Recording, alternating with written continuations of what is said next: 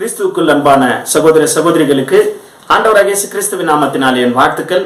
இன்றைய நாள் தியானத்துக்கு என்று தெரிந்து கொள்ளப்பட்ட தேவவசனம் எபிரேயருக்கு எழுதின நிருபம்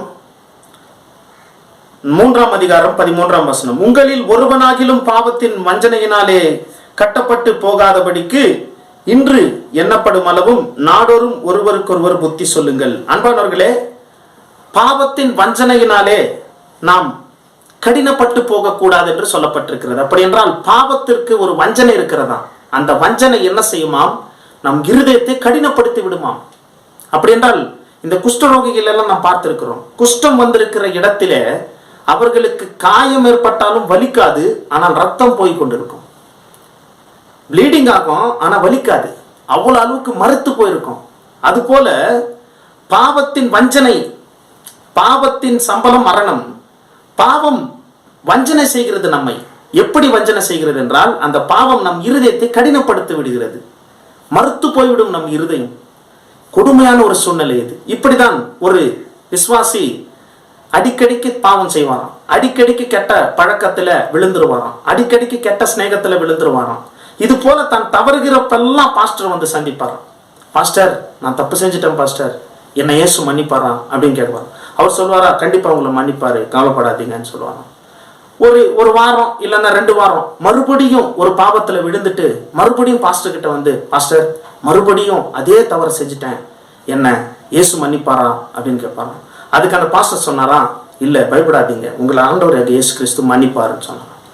அதே போல இன்னும் ஒரு 2 மாசம் கழிச்சு வந்து இன்னொரு பாவத்துல விழுந்து, இது போல எதிர்பாராத வண்ணமா இன்னொரு பாவமும் செஞ்சுட்டேன், நான் ரொம்ப ஒரு மாதிரி கில்ட்டியா இருக்கு, எனக்கு ஆண்டவராக இயேசு கிறிஸ்து என்ன மன்னிப்பாரான்னு கேட்டதுக்கு அவர் சொன்னாரா, மன்னிப்பாரு.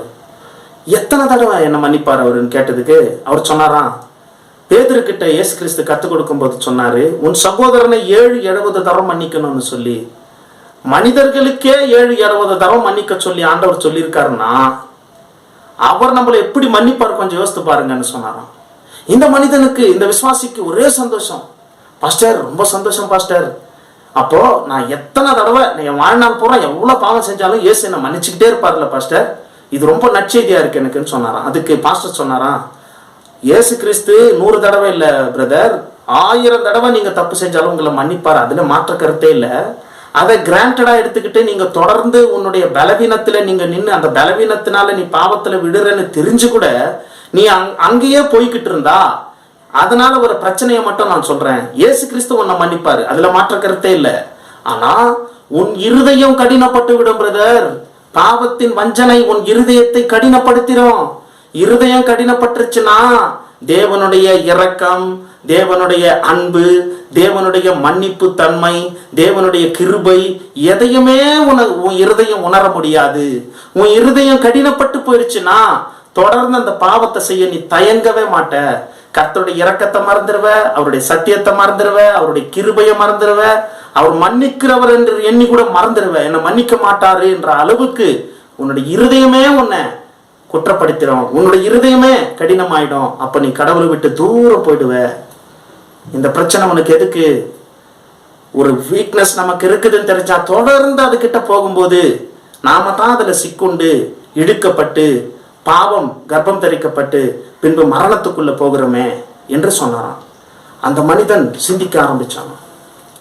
அன்பானவர்களே, அதே போலதான் இன்று நம்ம பல பாவங்கள் செஞ்சிருக்கிறோம்.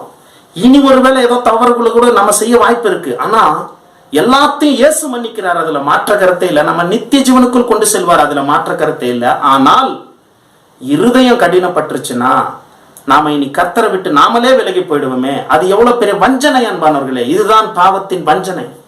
இது போன்ற வஞ்சனையில நாம் சிக்குண்டால் நம் இருதயம் கடினப்பட்டு நாம் நிச்சயமாக ஆவிக்குரிய வாழ்க்கையில் தோத்து போவோம். அப்படி இல்லாதபடிக்கு நம் இருதயம் பாவ வஞ்சனையினால் கடினப்பட்டு போகாதபடிக்கு நாம் உணர்வுள்ளவர்களாக இருக்க கர்த்தருக்கு நம்ம விட்டு கொடுப்போம். கர்த்தர் நம்மை ஆசீர்வதிப்பாராக. ஆமென்.